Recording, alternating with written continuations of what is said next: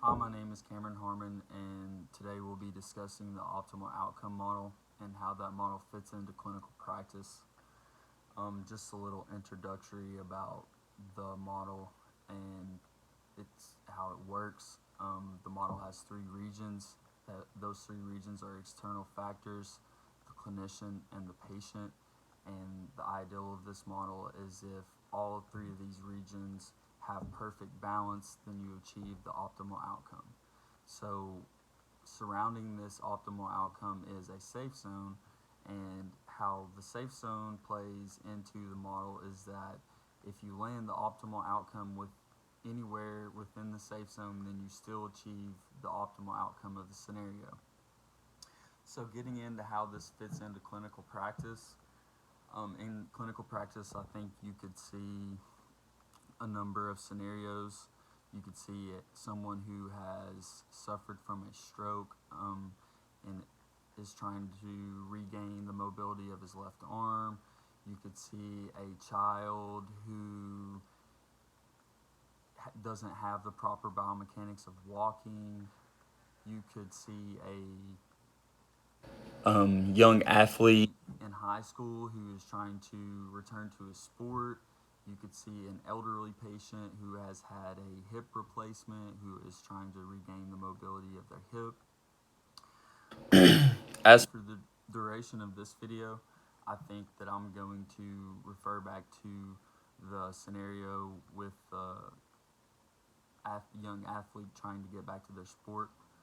Um, so, as far as the model, external factors within a clinical practice, and you're seeing a young athlete who has suffered an injury and is trying to get back to his sport, I think it's important to discuss the limitations of practice, the limitations of what he can do on his own. Sometimes young athletes are eager to get back into play, and you want to make sure that they're not doing damage to themselves, that they're not doing too much. Also, another great example of external factors is parents and coaches. They're also eager to see their child get back into play or their player get back into play. So they're going to be trying to push as fast as they can to get them back into play.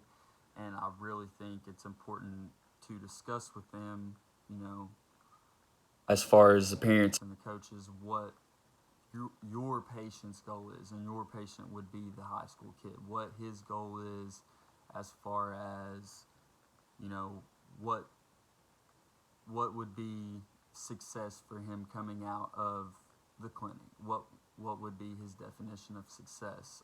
What are his personal goals? How fast does he want to recover? What is the outcome of production? Does he want to see after the injury?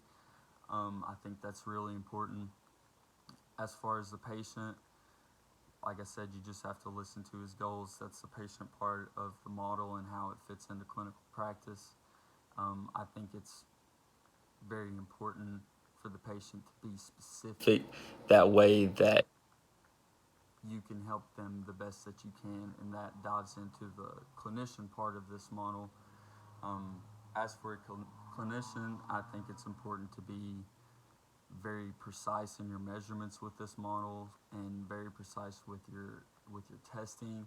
I think to be very accurate, I think that would be more consistent testing, maybe doing more tests than usual in a clinical practice with this model.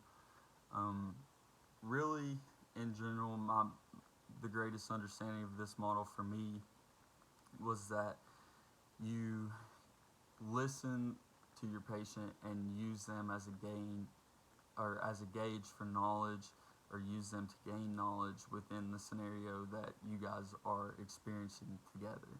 And I think it's more about the patient and clinician um, part of this.